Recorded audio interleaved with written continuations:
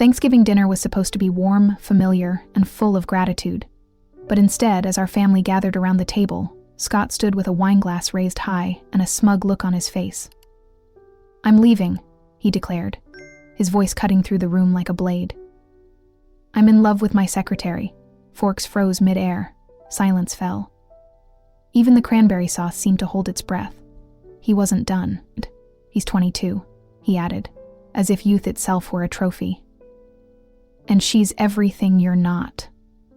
For a moment, no one moved. Then I set my silverware down, dabbed the corner of my mouth with a napkin, and looked directly at him. "Good timing, actually," I said evenly.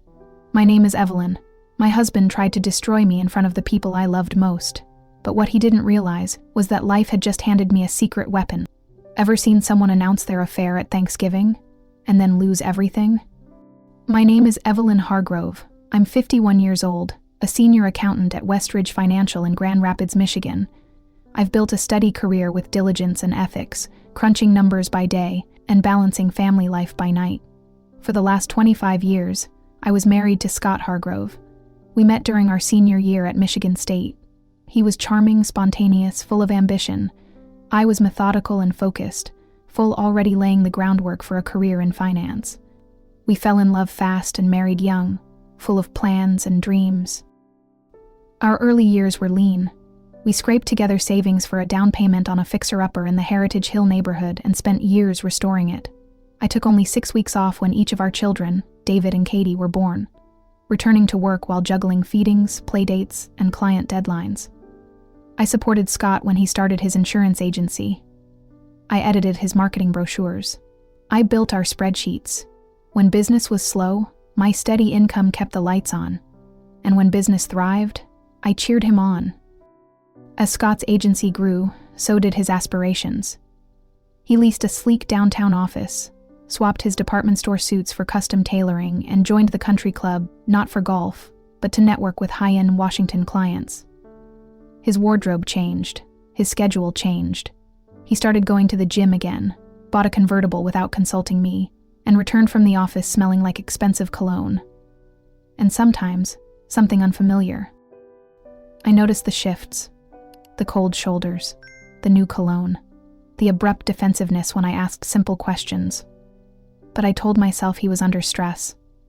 Maybe it was just a phase. I'd seen him through worse. He was the man I'd supported through 2 decades of life. Then he hired Jessica.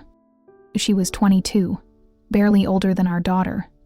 Newly hired as his secretary. Bright, he said. Eager.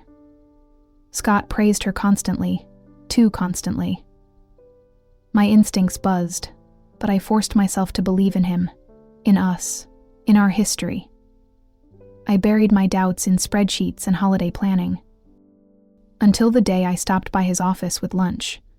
The receptionist gave me a look, half pity, half discomfort. His door was closed. Laughter, unmistakably flirtatious, echoed from behind it. I left the sandwiches on the counter and walked out without saying a word. Maybe I was imagining things. Maybe it didn't mean what I thought. But deep down, I knew. Still, I said nothing. I cooked Thanksgiving dinner like I had every year. Turkey, stuffing, green bean casserole, cranberry sauce. The whole family gathered. I lit candles, polished silver, set out wine glasses. I played the gracious host. And then Scott stood at the head of the table, lifted his glass, and said the words that changed everything. "I'm leaving. I'm in love with my secretary." The air left the room. Our son David froze, fork midair. Katie stared at her plate, silent tears falling. My sister Patricia's mouth dropped open. Her husband looked away. And Scott? He'd stood there, smiling, like he'd just made a toast worth celebrating. "She's 22, he added, smirking. "Everything you're not." I set down my fork, folded my napkin, and met his gaze. "Good timing, actually," I replied. He had no idea what was coming next. The morning after Thanksgiving dawned cold and quiet. the kind of sharp Michigan air that slices through silence like glass. I hadn't slept well. I'd taken a blanket to the living room sofa and left Scott to whatever hollow triumph he thought he'd won. I brewed coffee the way I always did, measured, patient, exact. The house still smelled faintly of turkey and red wine, mixed now with the bitter tang of betrayal. I moved on autopilot, gathering dishes, clearing wine glasses left behind by stunned guests.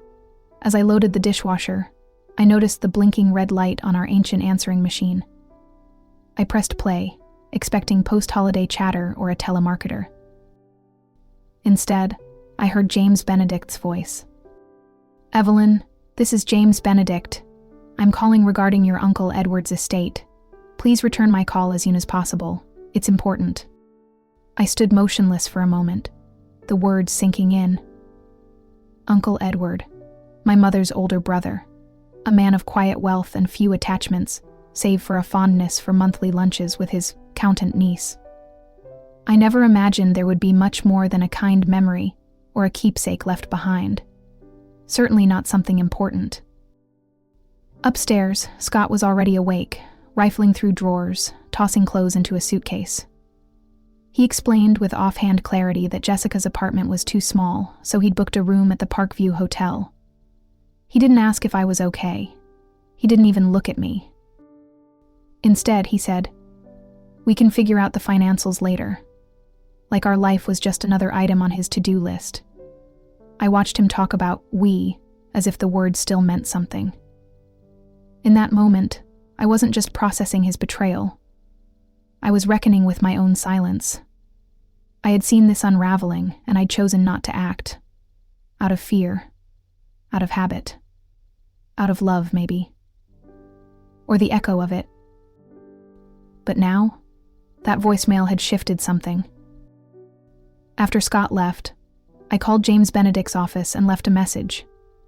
Then I poured another cup of coffee and sat down at the kitchen table, the same place I'd once helped our children with math homework, balanced our budget, and planned family vacations. This time, I stared not at a spreadsheet, but at a blank page, and began making a list. Not a list of groceries or chores, a list of steps. Because if what James said was true, if I was now the sole heir to Uncle Edward's estate, then everything had changed. The balance of power. The next chapter. The way I would meet this betrayal. Uncle Edward used to tease me during our lunches, calling me the ant among grasshoppers. Always working, always planning ahead. "You'll be the one who survives, Evelyn," he'd say, smiling over chicken salad. "You're built for it." I never fully understood what he meant. Until now. By Monday morning, I walked into the downtown office of James Benedict with a steady breath and quiet resolve. He greeted me warmly, a man whose calm demeanor hinted at the gravity of what he was about to reveal.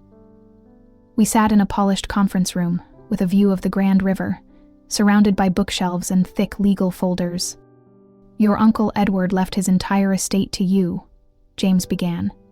"You are the sole beneficiary. Commercial properties, investments, and a charitable foundation. The estimated value is just over $4.7 million. The words struck like a bolt of electricity. For a moment, I couldn't move. I had come expecting something modest, maybe sentimental, a pocket watch, a small trust, a framed photo. But this was life. Altering. Then came the legal nuance that made all the difference. "The estate is structured as separate property," James explained, sliding a folder toward me. "Unambiguously designated to remain outside the marital estate. It belongs solely to you." As I flipped through the documents, something in me shifted. The power Scott had always wielded, his business, his confidence, his ability to make me feel like the practical afterthought, was gone. I now held the upper hand, and he didn't know it. I decided to keep it that way. That afternoon, I returned home and made dinner as usual. I folded laundry, answered emails, even left a note in Scott's study about the cable bill. Nothing changed outwardly, but inwardly, I was mobilizing. First, I contacted a divorce attorney, Morin Winters, sharp and experienced in high-asset cases. I also hired a forensic accountant, someone James had recommended. Together, they would help me untangle what Scott had been doing behind my back. The first thing we uncovered was $47,000, 0 cents, missing from our joint savings account over the last 6 months. The withdrawals didn't match any business expenses. They aligned instead with Scott's late nights and weekend conferences, hotel charges, upscale charges, designer clothing. Jessica's lifestyle wasn't being funded by Scott's commissions. It was being funded by our life saving. I didn't confront him. Instead, I documented everything. I scanned bank statements, copied credit card receipts, took photos of account balances. I built a folder of evidence with precision and patience, as if preparing for a high-stakes audit. Every smile I gave him now had purpose. Every nod, every goodnight kiss, a chest move. Scott, ever oblivious, mistook my quiet for defeat. He believed he had made a clean break, that I was too stunned, too resilient to resist. But he had forgotten the one thing I had never abandoned, even during the hardest years of our marriage: my ability to see the full picture. He had always underestimated me. That was about to change. Evelyn chose a quiet Italian restaurant downtown for the meeting, a place they'd once gone to celebrate anniversaries. The irony wasn't lost on her, but she arrived early, composed, dressed in calm tones that matched her demeanor. When Scott walked in, his usual smug confidence trailed behind him. He greeted her with a kiss on the cheek and a comment about how well she looked, as if he expected to see her shattered and was disappointed that she wasn't. They ordered wine, and Scott wasted no time. "I've been thinking," he began smoothly, "about the house. You should stay there, of course. But it's valuable. I think we can work out a buyout arrangement. Over time, maybe monthly installments. I know you don't have that kind of liquidity." Evelyn nodded, letting him talk. He leaned back, pleased with himself, sipping Chianti like a man who believed he still held the cards. "I want you to know," he added, "I really hope we can handle this like adults, amicably." Evelyn set her glass down, folded her hands neatly on the table, and tilted her head. "Before we discuss anything else," she said softly, "I'd like to talk about the $47,000 you withdrew from our joint account over the last 6 months. Scott blinked, caught off guard. "What are you talking about?" She pulled a folder from her purse, slid it across the table. Peter jabbed the bank statements. "The withdrawals align perfectly with your late nights at the office, and your weekend conferences."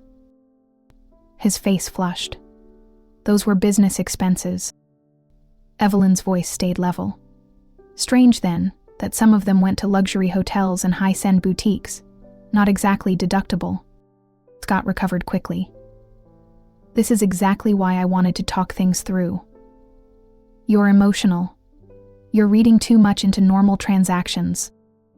"I'm an accountant, Scott," she said, calm as ever. "I don't read emotions. I read patterns." His jaw tightened. He leaned in, his voice lower now, more clipped. "This is what I mean. So, you're always so cold, so rigid. That's why Jessica..." Evelyn didn't flinch. "Then you're lucky she sees you, because what I see is someone who spent 25 years lying to the one person who never stopped supporting him." Scott waved his hand, dismissing her words. "Let's not get dramatic. We're both moving on. Let's just settle this fairly. I'm willing to negotiate." She smiled slightly. "I'm sure you are." He mistook her silence for submission, for defeat. He didn't realize that she hadn't revealed the real bombshell yet. The inheritance, the fraud, the attorney waiting in the wings. To him, this was the peak of her resistance, a mention of missing funds, nothing more. But Evelyn was playing a longer game. She finished her wine, folded the folder, and tucked it neatly away. "I'll have my attorney reach out."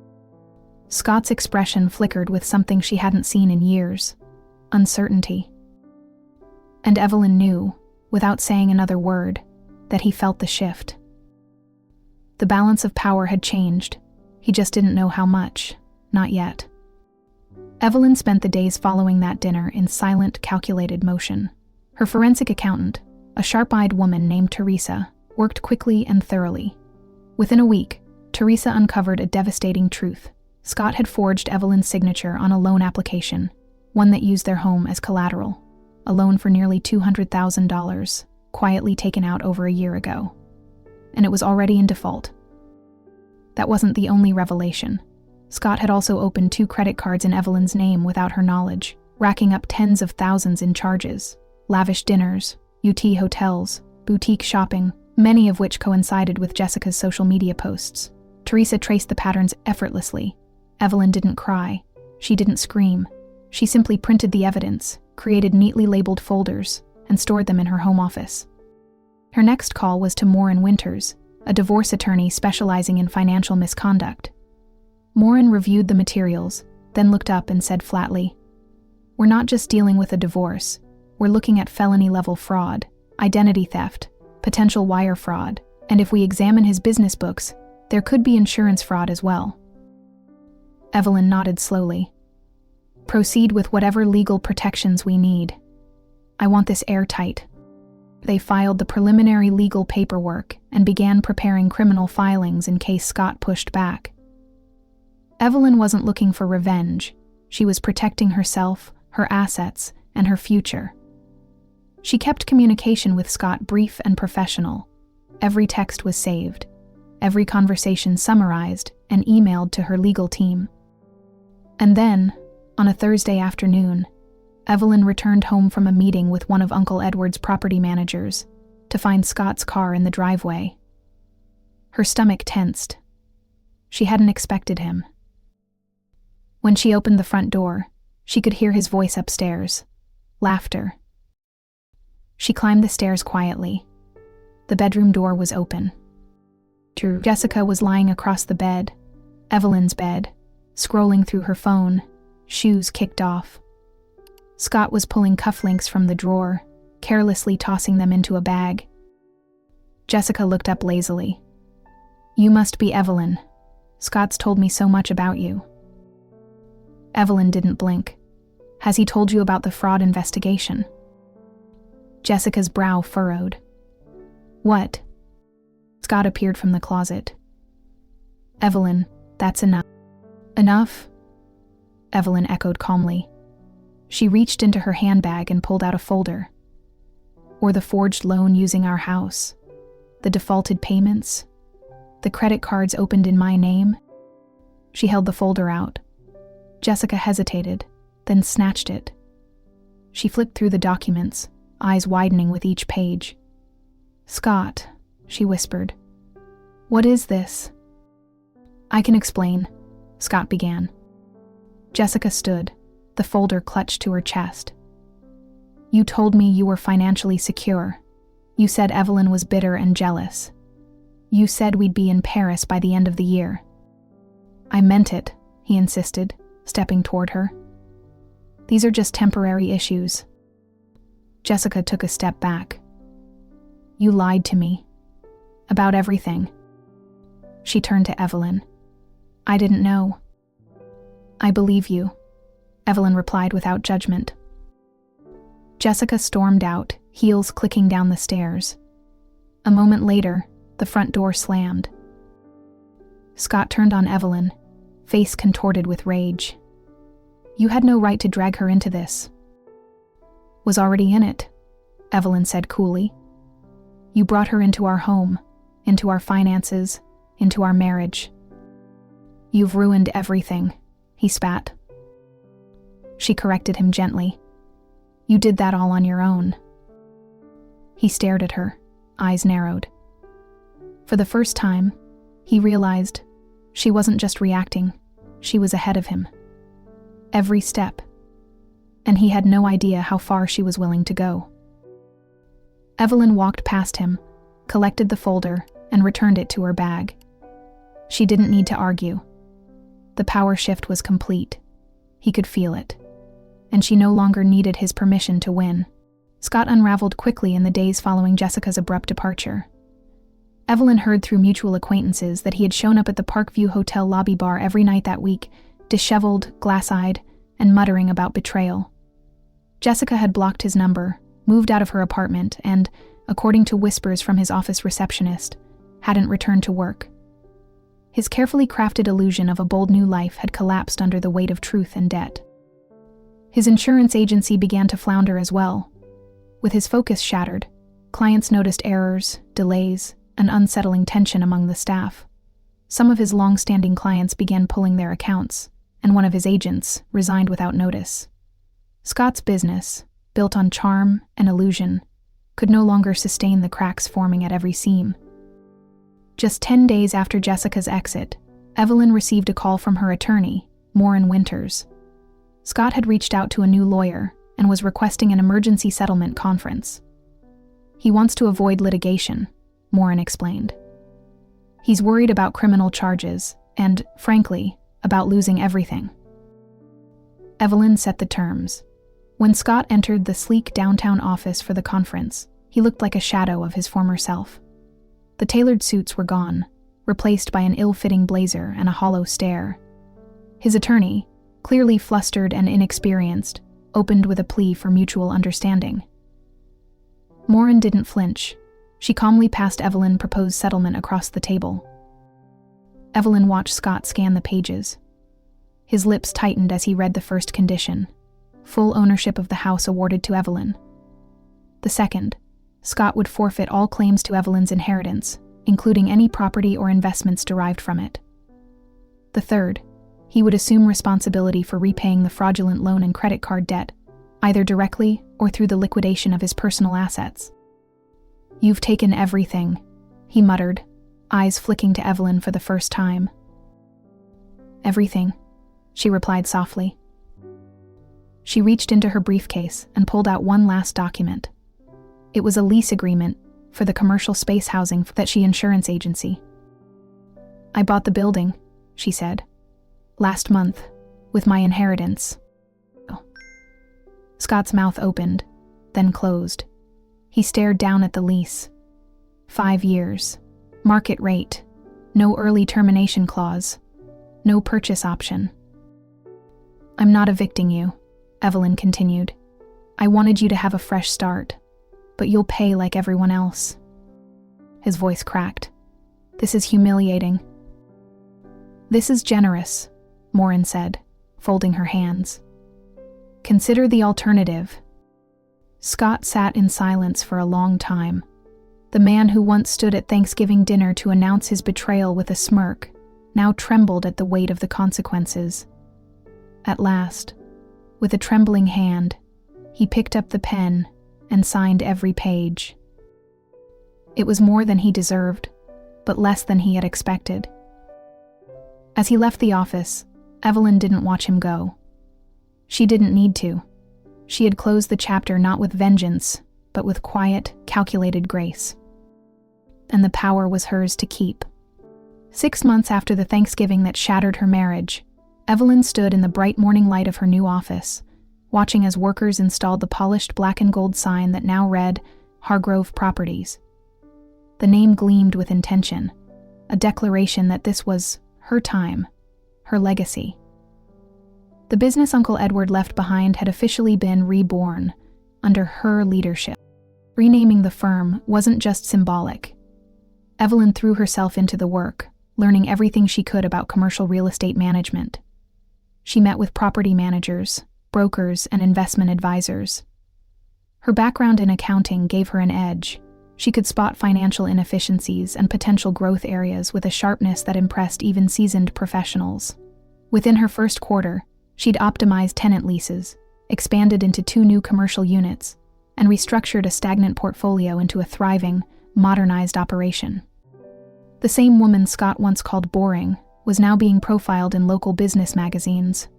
Her calm confidence and sharp instincts had become respected across Grand Rapids real estate circles. And Evelyn didn't stop there. She used a portion of her inheritance to expand Uncle Edward's charitable foundation, increasing annual scholarship awards for women pursuing degrees in finance and accounting. She knew the barriers those women faced, balancing ambition with responsibility, loyalty with independence. She wanted to change that equation. Evelyn also began mentoring young professionals, hosting workshops and informal gatherings at her office, where she offered practical advice and encouragement. Her calendar was no longer filled with domestic routines and invisible labor. It was filled with board meetings, philanthropic planning, and dinner reservations with friends who saw and valued her. She'd even repainted the house. Her house, with lighter colors and soft textures, reflecting a life no longer shadowed by Scott's bitterness. The old bedroom set was gone, replaced by new pieces chosen not for practicality, but for joy. In the evenings, she curled up with a glass of wine and her tablet, reading business journals, or planning her next real estate move. The only tie left to Scott came in the form of a monthly rent check. He was still operating his struggling agency in the building she owned. The check came on the first of every month, neatly printed, emotionless. Just a transaction. Evelyn never responded. She didn't need to.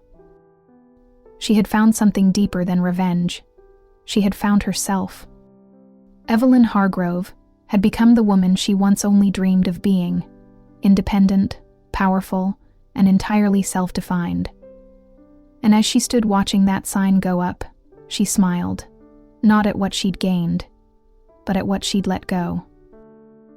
Because sometimes, the greatest success comes not from what you conquer, but from what you outgrow. Evelyn stood just inside the lobby of her newly renovated office building, watching through the glass doors as the final screws secured the sign, Hargrove Properties. The crisp black lettering against the fresh white facade reflected more than just a business. It reflected everything she had reclaimed. Her phone vibrated gently in her hand. A calendar reminder lit up the screen. Dinner with James. She smiled. As she looked around the clean, modern space that now carried her name, Evelyn allowed herself a rare pause. Just months ago, she had sat at her family's Thanksgiving table, blindsided and humiliated by the man she had built a life with. Scott had thrown away their marriage in public, expecting her to collapse under the weight of shame and betrayal. But she hadn't. Instead, she'd stood back up, steadier and stronger. She thought of the women she now mentored, the young students who would soon benefit from the scholarships she funded. She thought of her children, who had watched her face betray with grace. And she thought of the silence in her home now. Peaceful, not empty. At 51, Evelyn wasn't starting over. She was starting forward. She didn't need validation, revenge, or apologies. She had something far more powerful: clarity, purpose, and the freedom to write the rest of her story on her own terms. As she turned to head to dinner, she knew the future wasn't a second chance. It was her first true one.